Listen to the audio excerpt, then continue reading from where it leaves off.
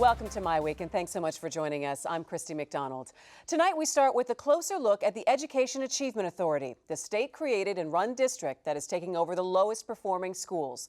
Governor Snyder and other lawmakers want to expand the district. Could this be the solution for our struggling schools? As you can imagine, not everyone is sold on the EAA. Just this week, Education Secretary Arne Duncan visited an EAA school, Brenda Scott Elementary and Middle School, and held a town hall meeting on education. It's the same school that we visited just a short time ago to see exactly how a classroom worked, how the curriculum was different, to get answers to what critics are concerned about, and to give you an inside look.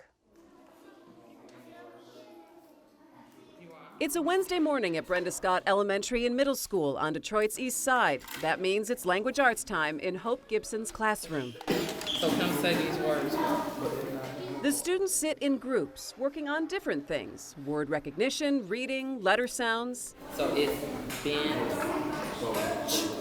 In a typical classroom, by age, they'd be second graders. But here at Brenda Scott, they're measured with number levels. In the corner of Mrs. Gibson's class, there are data sheets taped to the wall that show each child's skill, what they are working on, and what level they are at. This is a second grade class, so they should be at level 5 and 6. But what did you find? But I found that through my charts and data and doing an assessment that 88% of my class was at level 1 and 2, which is kindergarten status for reading alone.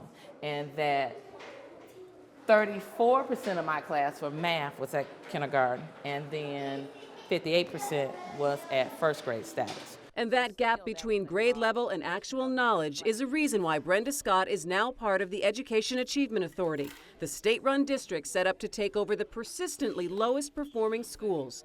The EAA started last fall with 15 schools. They're all in Detroit. When we tested the overwhelming majority of our children across all 15 schools, 10,500 children, were 2 or more years below grade level. Dr. John Covington is the chancellor of the EAA. He's been charged with staffing and implementing a new style of learning and curriculum to this new district.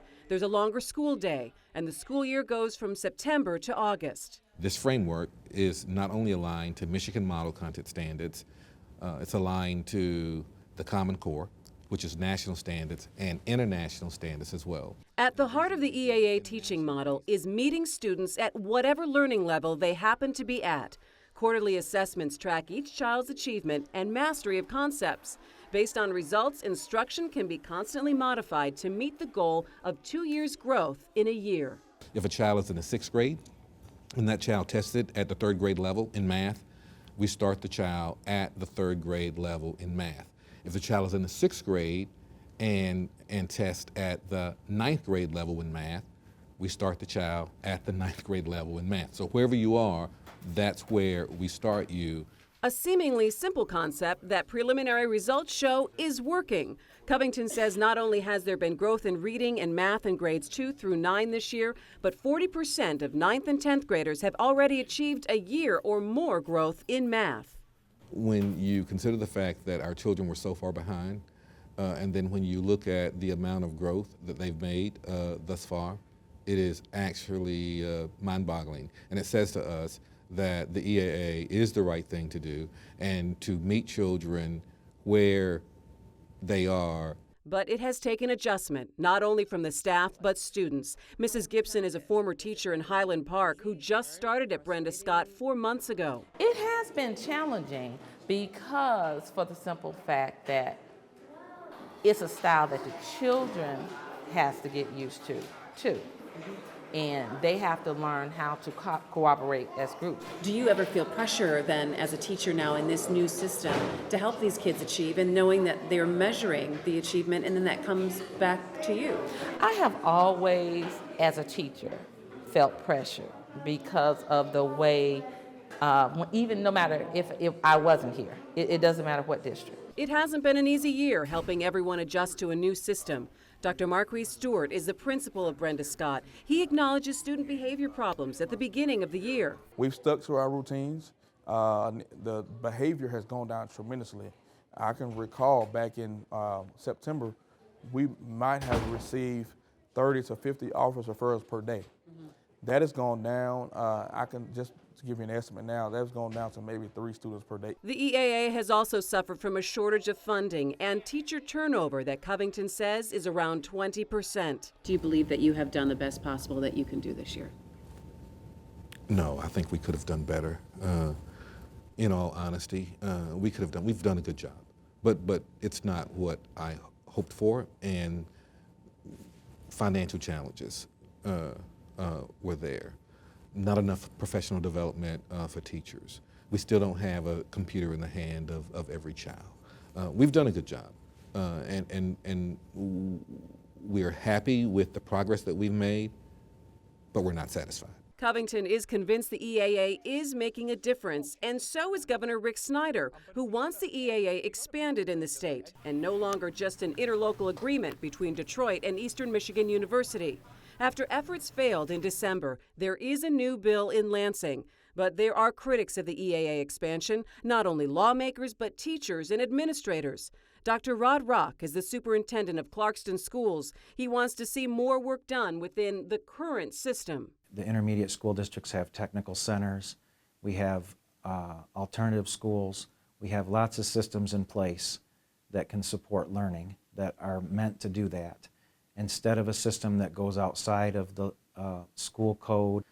And so they're looking at this experimental approach, which I don't think is good for kids. While the politicians fight it out, it all comes back to the classroom and the students, the ones who need help and the chance to succeed. This year, I've learned a lot. Like, I'm on my grade level and I'm starting to go above. Where were you at the beginning of this year? I was around like fifth grade and 4th grade level. And now you're what grade 7th and 8th. How does that make you feel? Proud. So is the EAA the solution? Let's start here with our contributors, Nolan Finley from the Detroit News and Stephen Henderson from the Detroit Free Press. Gentlemen, it's good to see you. Good to be here. All right, so let's start off. What, I guess, is your assessment so far of the EAA? It's too early. I think you need to give this district a couple, 3 years to work and see what it can do. I mean, is it the solution? It may be one of the solutions. We know what we're doing, particularly in districts like Detroit and other urban districts in the state. We know it's not working. So, you know, we shouldn't be afraid to try different approaches, and we shouldn't fight every time we try a different approach. This should be about getting kids like you interviewed here ready to succeed in life. And instead, you've got the guy from Clarkston here defending the school. You got to operate within the school, defending the bureaucracy, really, instead of talking about what it's going to take to get these kids educated, on to college and successful in life. Is that what it's boiling down to, Stephen, do you think, is a political fight against establishment of the established schools? Well, there's some of that, and that's the part that I don't agree with. I mean, I think you need to try things like this. Other states have been much more aggressive than Michigan, intervening in low-performing districts and low-performing schools. This is part of the whole race to the top thing that the president did. It was part of No Child Left Behind. We have been behind, and we need to catch up. At the same time, EAA is operating a little strangely. What is the funding mechanism for this? Who's paying for it? They are clearly getting more money than just what the state's giving them. They haven't really said who that is or how that's working. I think people ought to know that, and frankly, they ought to be pretty proud if there's some great big philanthropist who's giving money to this and saying, look, this is worth doing, and maybe it does cost us a little more money, but we don't have a choice. We can't let these schools and these kids just sort of languish. Is there anything to the criticism, though, or to the suggestion that maybe we should just start with the framework that we have right now and infuse money into the school system that we have? We know that doesn't work. We've tried that and it failed. You're never going to fix a broken system by just throwing more money at it. The problem in these schools isn't necessarily they have too little money.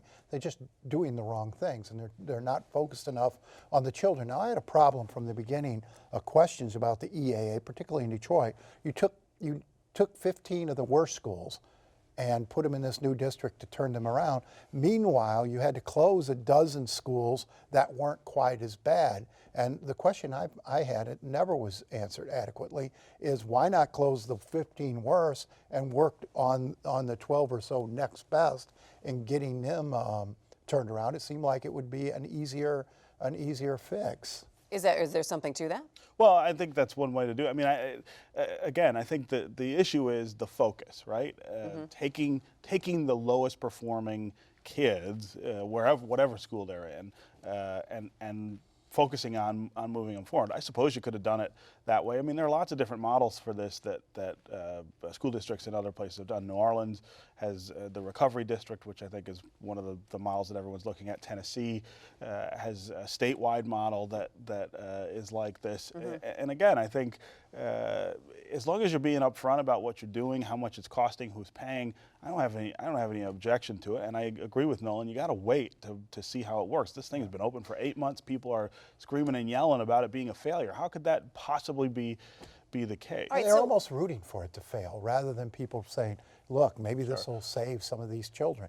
And we have to move beyond the point. Everyone, both on the political side and the foundation side, all have to move beyond governance, whether it's charter school or public school, start talking about quality. Yeah, and we should all be behind quality schools, whether they're public and charter, and get out of these little camps we're in. And I think it's interesting, spending the day there and looking at the way these kids learn, and already seeing that some of the growth that Dr. Covington talked about, and even just talking to that young lady who was talking about where she's achieved, so far. So in looking at the EAA and seeing that they are doing some things that are impacting children, how long do you give it before you codify it into law? Well, let's at least give it a full school year, right? Let's see. Longer than that. So you're not for voting for it right now in the spring? Absolutely not. I mean, I think you have to wait to see whether what they're doing actually works.